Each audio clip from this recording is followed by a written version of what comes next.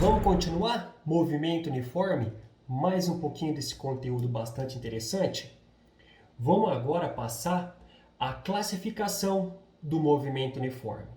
A gente pode classificá-lo primeiro quanto à função horária. Todo movimento uniforme é descrito por uma função do primeiro grau.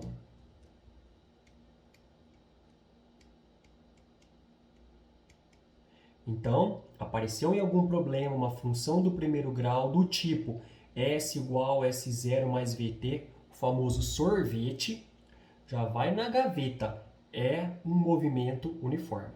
Aquele que acontece em tempos iguais, como visto na última aula, em tempos iguais. A gente pode classificar esse tipo de movimento quanto à velocidade. O movimento pode ser progressivo. Progressivo acontece quando ele tem velocidade maior do que zero. O que é isso? É como se nós tivéssemos assim, ó, o objeto partindo de uma posição inicial -2, por exemplo, e progredindo, avançando sobre essa trajetória.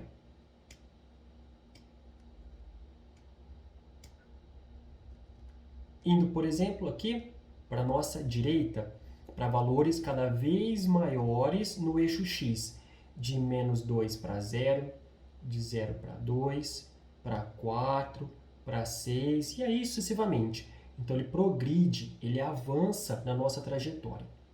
O movimento pode ser retrógrado, que acontece quando ele retorna sobre a trajetória. Então, imagina que a gente tem um objeto inicialmente na posição 8 e a partir daí ele volta em intervalos de tempos iguais, vai percorrer distâncias iguais, voltando, passando por valores da trajetória cada vez menores. Então, ele passa pela posição 6, depois pela posição 4, depois pela posição 2 e assim sucessivamente. Esses dois tipos de movimento, progressivo ou retrógrado, podem ser representados num gráfico também, que fica assim. Imagina aqui. Espaço em função do tempo. O movimento progressivo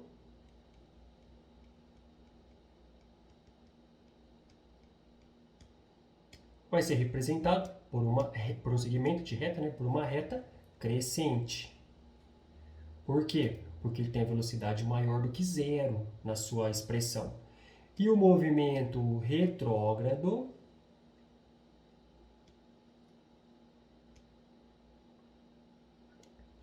espaço em função do tempo vai ser representado por um segmento de reta decrescente. Esse aqui, movimento retrógrado.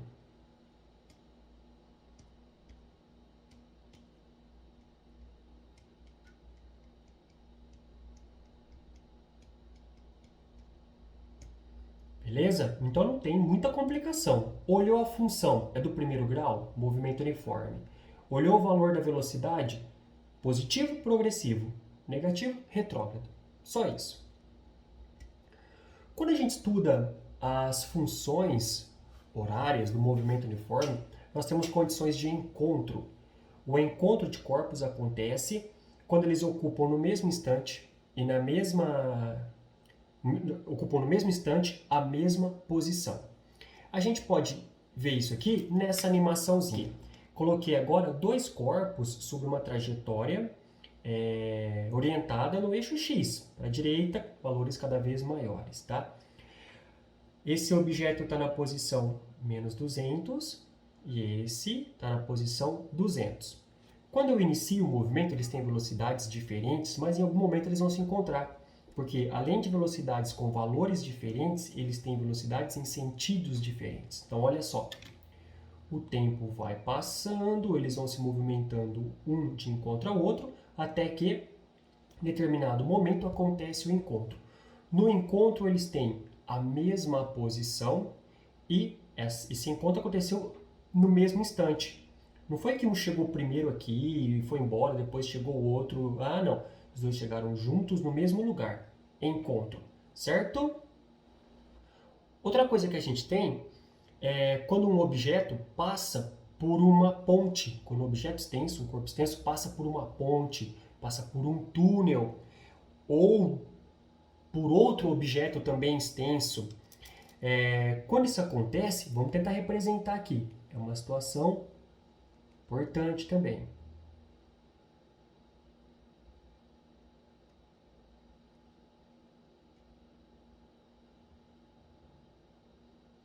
Imagina que a gente tem uma ponte e um trem vai passar por uma ponte.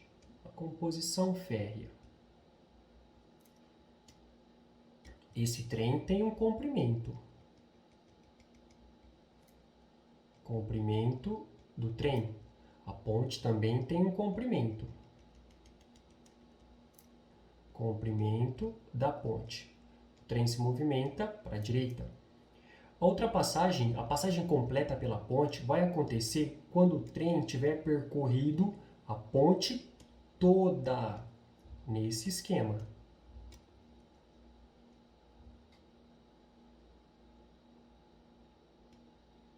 Então ele avançou por aqui.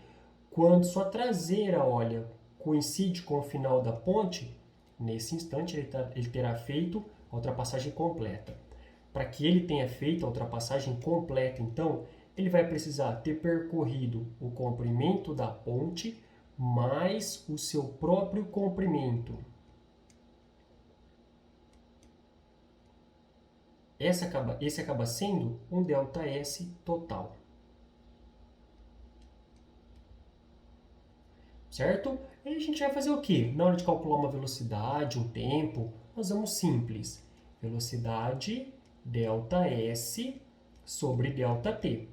A velocidade que o veículo tem, não tem problema, o exercício vai informar.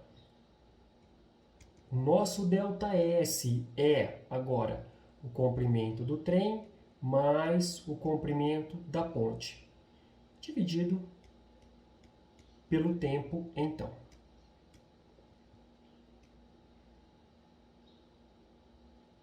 Vamos marcar que é cada coisinha aqui.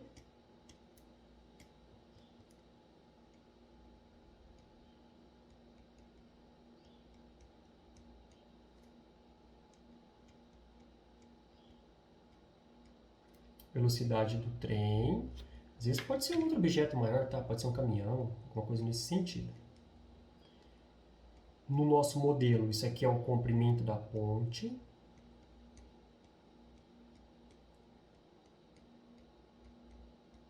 No nosso modelo, isso aqui é o comprimento do trem. ΔT, tempo. Beleza? Vamos tentar resolver um exercício sobre esse assunto. Olha só. De dentro do ônibus, que ainda fazia manobra para estacionar no ponto de parada, o rapaz atrasado para o encontro com a namorada a vê indo embora pela calçada. Quando finalmente o ônibus para e o rapaz desce, a distância que o separa da namorada é de 180 metros.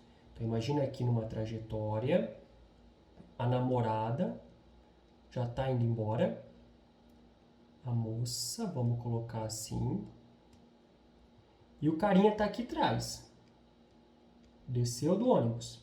A distância que separa um do outro, 180 metros. Sabendo que a namorada do rapaz se movimenta com velocidade constante de meio metro por segundo e que o rapaz pode correr com velocidade de 5 metros por segundo,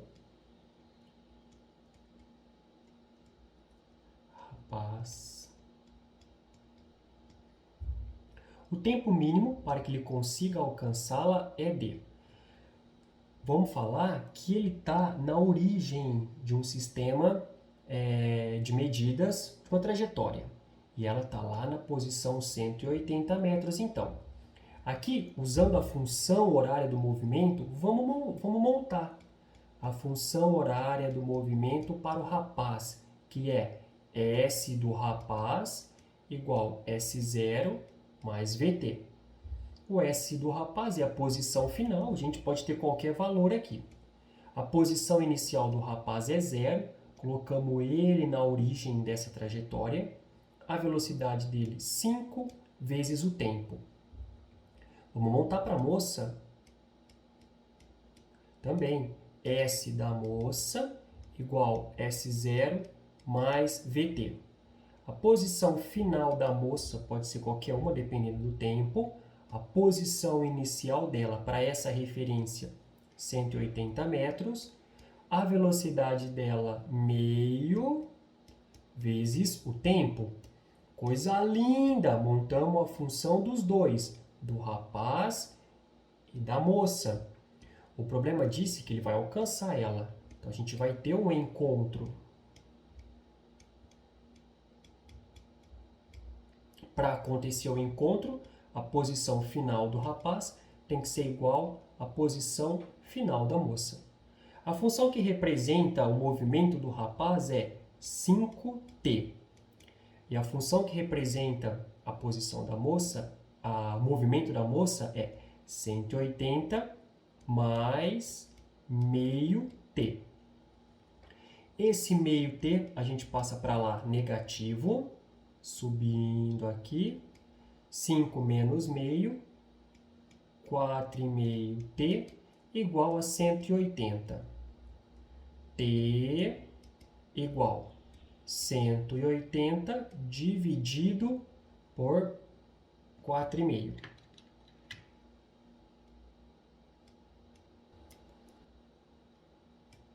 T igual 40 segundos. Maravilha! O encontro vai acontecer a partir desse instante, depois de 40 segundos. Maravilha? Então, encontro e passagem por objetos extensos também acontece. Tomara que tenha ajudado. Até mais, gente! Fui!